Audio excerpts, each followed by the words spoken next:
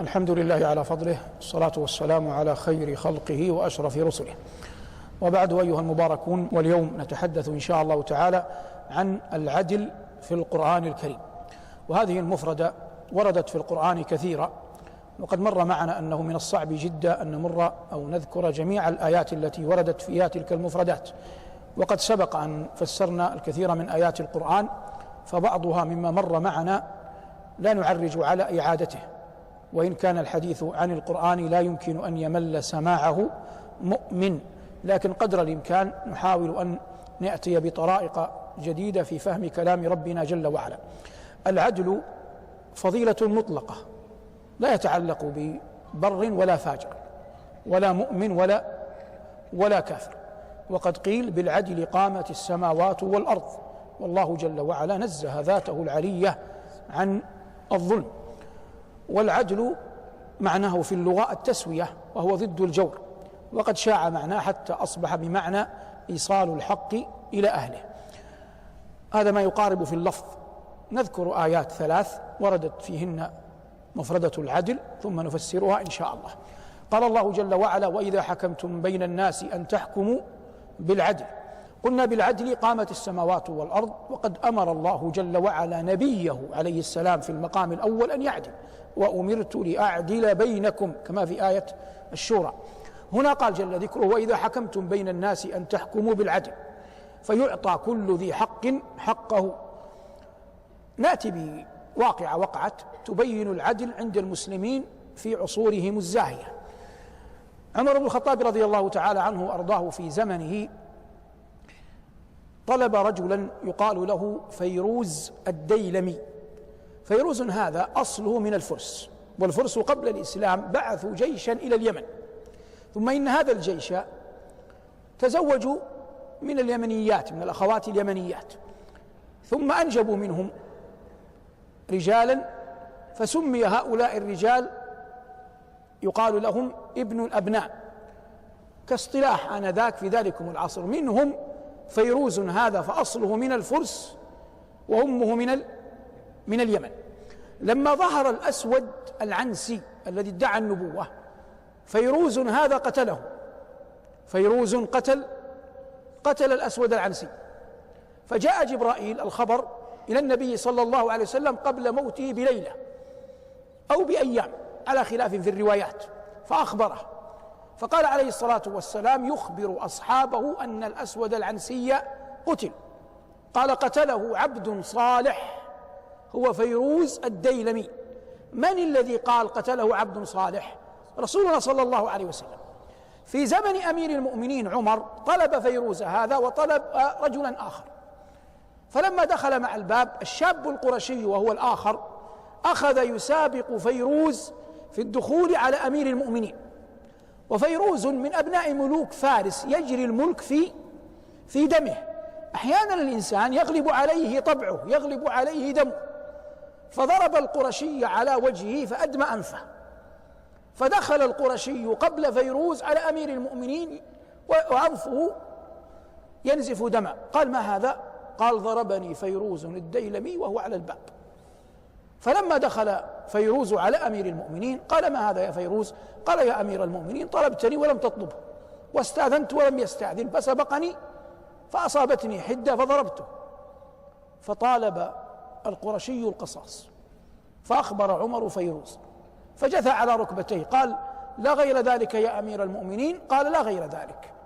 وأمر القرشي أن يضربه على أنفه كما ضربه، لكنه بعد أن أذن له وقبل أن يبدأ قال عمر للقرشي: سمعت النبي صلى الله عليه وسلم يقول: قتل الليلة الأسود العنسي، قتله عبد صالح هو فيروز الديلمي. وسكت.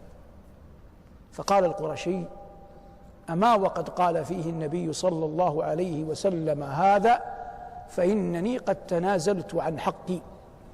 فقال فيروز: أما وقد تنازلت عن حقك وعفوت، فإني أشهد الناس أن لك 30,000 مما أملك، وسيفي هذا وبغلتي التي أركبها. فخرج القرشي وقد ظفر 30,000 وظفر بالسيف وظهر بالبغلة وأوصاه بالسيف لعاقبة عفوه. فهذه القصة على سلاستها تبين لك مقام العدل الذي كان موجودا زمن أصحاب رسول الله صلى الله عليه وسلم. نأتي إلى عدل آخر، هذا عدل الحكام. نأتي إلى عدل آخر، قال الله جل وعلا: ولن تستطيعوا أن تعدلوا بين النساء ولو حرصتم فلا تميلوا كل الميل فتذروها كالمعلقة وإن تصلحوا وتتقوا فإن الله كان غفورا رحيما. لن هذه للنفي، وهي تدل على أن النفي هنا محكم. فالذي خلقنا وهو أعلم بقلوبنا يقول: ولن تستطيعوا أن تعدلوا بين النساء ولو حرصتم. والعدل المنفي هنا هو الميل بالقلب. أما ما يتعلق بالنفقة والمبيت فالزوج مأمور به. قال الله جل وعلا: فانكحوا ما طاب لكم مثنى من النساء مثنى وثلاث ورباع فإن خفتم ألا تعدلوا. فهذا ظاهر أن الرجل إذا كان في ذمته أكثر من واحدة أنه يجب عليه العدل في النفقة والمبيت. لكن الميل القلبي ما الذي يحكمه؟ يحكمه حال المرأة. وقطعا أحوال النساء تختلف في الخلق والخلق، تختلف في الخلق والخلق، لكنه كذلك وإن اختلفت أحوال النساء في الخلق والخلق إلا أن الجمال مهما بلغ ليس كافيا لأن يكون معبرا للقلب، لأن القلوب قد تجنح إلى من يقل جمالها وتنفر عمن عظم جمالها بحسب ما يزين الله المرأة في عيني الرجل. والعربي يقول: تعلقتها شمطاء شاب وليدها وللناس فيما يعشقون مذاهب. وقد تخرج من المرأة كلمة حانية تستجلب محبة زوجها إلى أبد الدهر، وقد تقف معه يوما موقفا تستجدي به أو تنال بها بذلكم الموقف محبته إلى آخر الأيام. والمقصود أنه لا يمكن أن نقول أن ثمة شيء يحكم هذا، لكننا نقول إن أمر القلوب لا يمكن قهرها. محال أن تطلب من الناس شيئا قلبيا بالقهر، لا يتأتى هذا ولا ينال.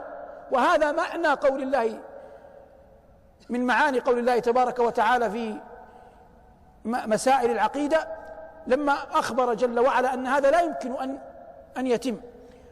المقصود من هذا كما في سورة البقرة، المقصود من هذا أن الشيء الذي في القلب لا يمكن جبر الناس عليه، لأنه حتى لو أظهر لك شيئا قد يخفي في قلبه ما لا يمكن أن تطلع أنت عليه. نعود لهذا، لكن الله قال بعد أن حكم بأن العدل محال قال: فلا تميلوا كل الميل فتذروها كالمعلقة. المعلقة من هجرها زوجها هجرا طويلا حتى كأنها ليست بزوجة ولا مطلقة. من هجرها زوجها هجرا طويلا حتى كأنها ليست بزوجة ولا مطلقة. من أعظم ما يمكن أن تحويه النفوس السامية أن تجبر خواطر من حولها. والزوجة لما لها من حق العشرة أولى أن يجبر خاطرها. فإذا النبي عليه الصلاة والسلام يقول للصحابي الجليل: سبقك بها عكاشة جبرا لخاطره. فجبر الخواطر من أعظم ما يتحلى به الأحرار. ومن ذلك أن الإنسان ولو أحب زوجة أكثر من غيرها من زوجاته ليس هناك ما يدفعه إلى أن يصرح بهذا في الملأ والخلاء، فيجرح به قلوبا ويؤذي به أناسا. لكن يمكن، وإن كان هذا ليس من الحكمة على إطلاقها، أن يخبرها به في حال خلوته. لكن المقصود قول الله جل وعلا: فلا تميلوا كل الميل فتذروها كالمعلقة. فإما أن الإنسان يمسك بمعروف كما أمر الله فإمساك بمعروف، أو أن يسرح بإحسان. ويخشى، وهذا ظاهر أحيانا في بعض المجتمعات، يخشى من أن الرجل ما يزال يظلم في النفقة وفي المبيت وفي الإيذاء بالقول، فيجعل من الضغائن تسود في أسرته وبين أبنائه، وهذا كله ليس بمحمود عقلا ومنهي عنه نقلا، والموفق الله. الآية الثالثة في العدل، قال الله جل وعلا: يا أيها الذين آمنوا كونوا قوامين لله شهداء بالقسط ولا يجرمنكم شنآن قوم على ألا تعدلوا اعدلوا هو أقرب للتقوى واتقوا الله إن الله بما تعملون خبير. يا أيها الذين آمنوا مر معنا كثيرا، نداء ماذا؟ نداء كرامة. كونوا قوامين لله. القائم لله يدل على أن الموقف موقف خشية. لماذا جاء موقف خشية؟ لأن الميل أصلا وترك العدل إما أن يكون مع ذوي قرابة أو أن يكون بسبب إحن قديمة بينك وما بين من تتعامل معه، فالإحن والضغائن القديمة تجعلك تجور. لما ذكر القرآن أهل القرابة في سورة النساء قدم قوله جل وعلا شهداء بالقسط على قوامين لله، وهنا لما تكلم عن الإحن لأن المقام مقام تخويف قدم قوله جل وعلا قوامين لله شهداء بالقسط. والعاقل، وقد صنع هذا عبد الله بن رواحة لما ذهب إلى يهود خيبر، قال جئتكم من عند أحب الناس إلي، يقصد رسول الله صلى الله عليه وسلم، وإنكم لمن أبغض الناس إلي، يقصد اليهود، لكن لا يدفعني حبي له وبغضي لكم أن أجور. فقالوا له بالعدل قامت السماوات والأرض.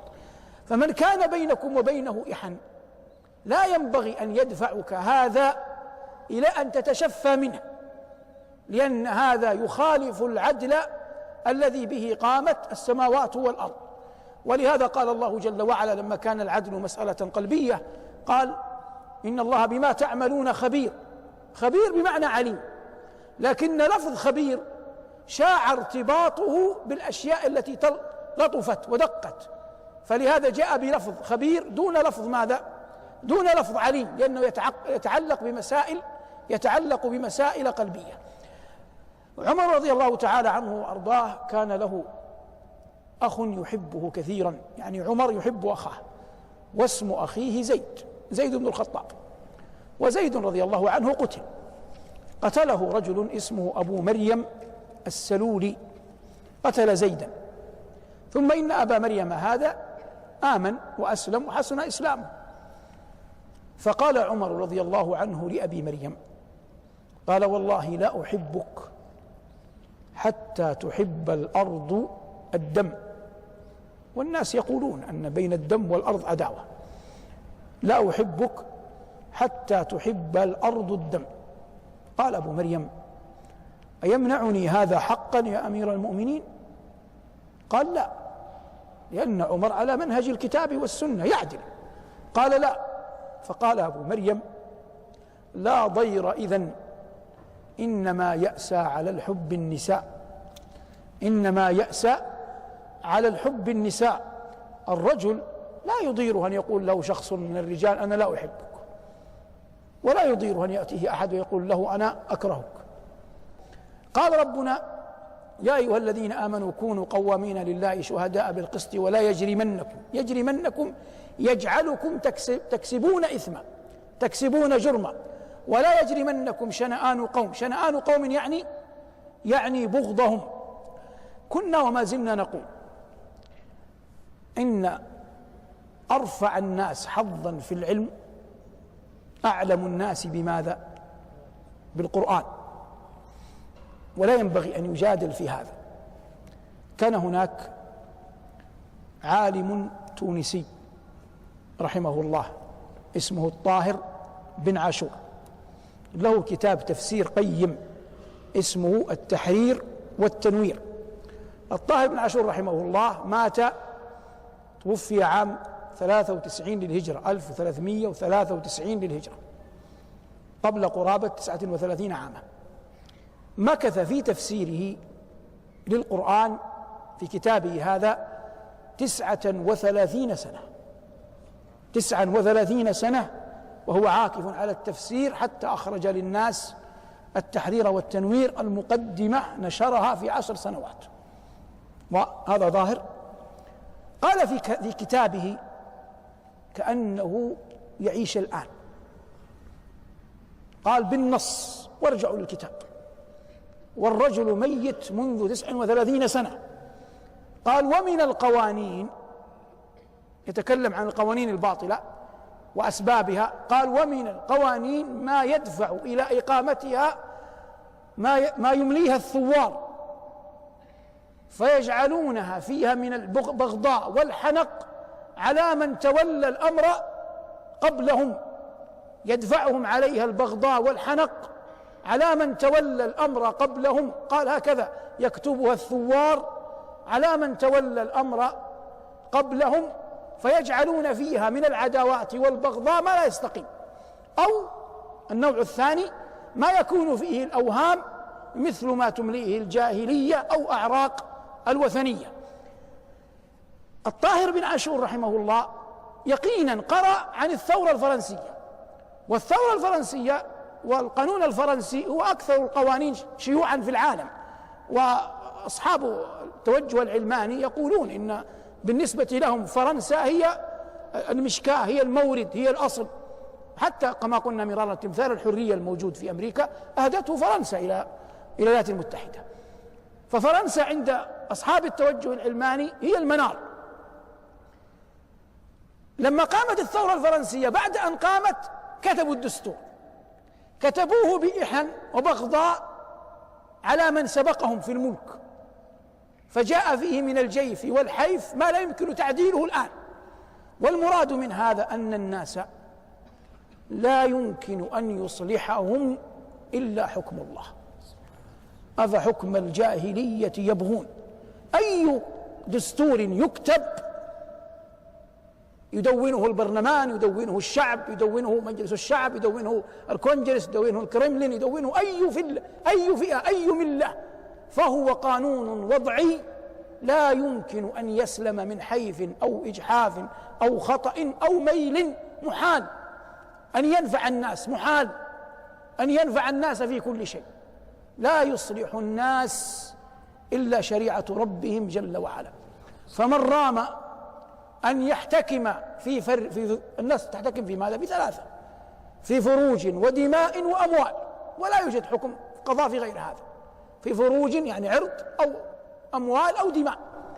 فمن رام أن يحتكم في هذه الثلاث إلى غير الله فقد ضل الطريق، أيا كان حاله وأيا كان زمنه وأيا كان وقته. وأن يحكم بينهم بما أراك الله، أفحكم الجاهلية يبغون ومن أحسن من الله حكما لقوم يوقنون. فلا وربك لا يؤمنون حتى يحكموك فيما شجر بينهم.